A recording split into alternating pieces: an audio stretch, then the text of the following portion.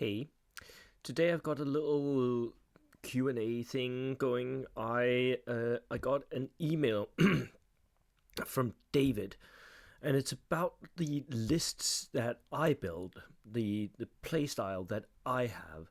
So let me just read it for you guys. This is it. It says, "Hi Paul, love the channel. Thanks for all the great content and entertainment you include." You're welcome. I don't think my channel is very entertaining though, compared to what other people do with graphics and editing and whatnot. I don't do a lot of any of that, basically. I just provide you. I sort of feel like what I'm doing is I'm trying to do a little bit of journalism or sports journalism on Bold Action as a game. That's how I think about the channel anyway.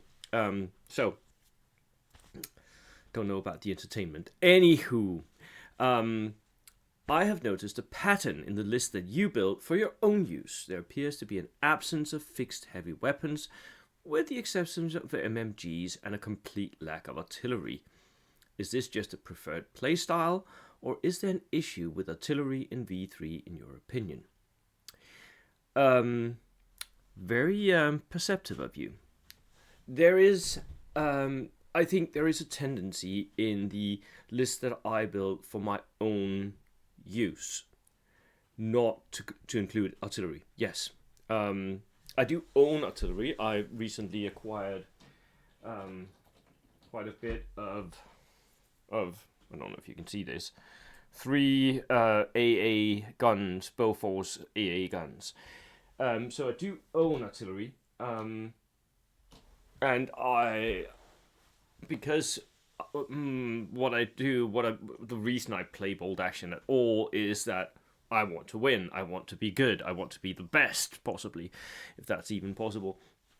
That's what this is all about for me. So if I need to get artillery, I will get artillery. However, I do, and I've talked about this sometimes, and it's something that's a little weird and difficult to talk about, I think. But I think that every single player has a playstyle that is their preferred playstyle, and I think that that's where that player is good. Maybe some players can shift between different playstyles, and players who do that are awesome. I'm maybe not one of them, or at least I have a very, very definite preferred playstyle, right? I like my armies to be mobile. I really like my armies to be mobile. I dislike having pieces just sit there, and it's for a couple of reasons. One, where you deploy is not where I want to end up. Right? I don't want to deploy where I end up. I always think of a game as a movement, that I will start here and I will move via this route to there, and that is most of the time what I'm seeing. That's how when I go to a table, that's what mentally I do. I see where can I move. So having things just sit is a different way to approach the game. Those fixed pieces, you'll need to look at lines where you think the combat is going to be, and how to get a line that sort of gets that. Because if you're visible from the opponent's deployment zone, then you'll get indirect fire and you'll die. So you'll need to have lines that get the center of the board, the central objective or whatever, that bit of the board where the game is going to be decided. That you're going to need to be able to see. And then you're going to sit there and wait in ambush until the opponent moves into that area. And that playstyle for me is just not. It's a different way of analyzing the board. It's a different playstyle, and it's not what I do. So yes, I lack artillery. Most of the time I do. It took me ages before I even got myself a single one of these 25 pounders, and the 25 pounder for the Brits is really good. Was really good all through version 2, but I played so many years without even having one of those. Just one. and I still only own one of them. And that is because fixed pieces rarely make it into my lists, because I want my list to be mobile. I started out playing mechanized infantry. That mobility, that movement is something that appeals to me. And I think it's because of my background history of gaming. I used to play 40k a long time ago. And when I did that, I was playing Eldar. And I played two types of Eldar. I played a jet bike mounted Seer Council, which was really good. It was a Death Star during that period, almost indestructible, and it was so maneuverable. My whole army could just flit about the board, and it was fun. It was engaging. You felt the rush of that motion, and I replicated that moving into.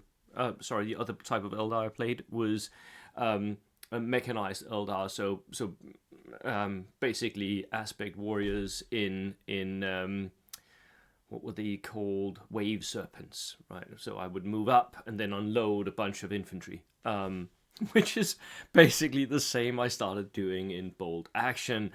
I would move up and then unload infantry. And the infantry would then solve the problem, right?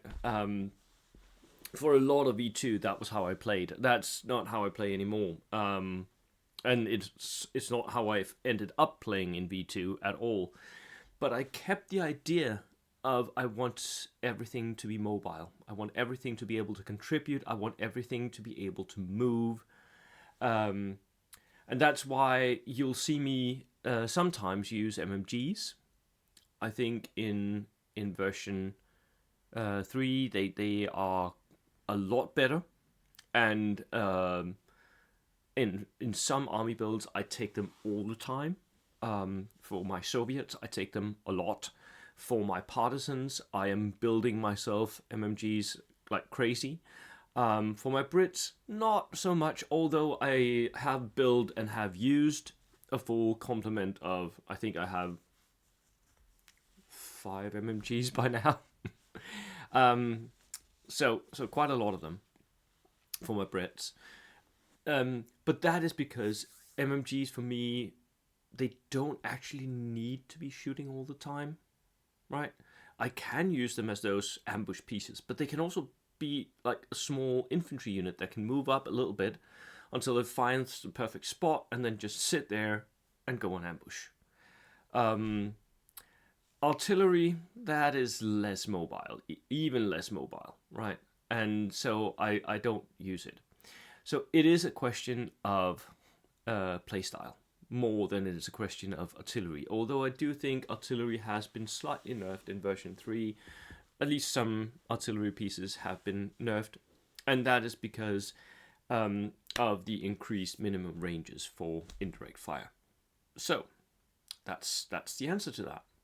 Thank you so much for the question, David, and thank you for enjoying the content that I put out. See ya.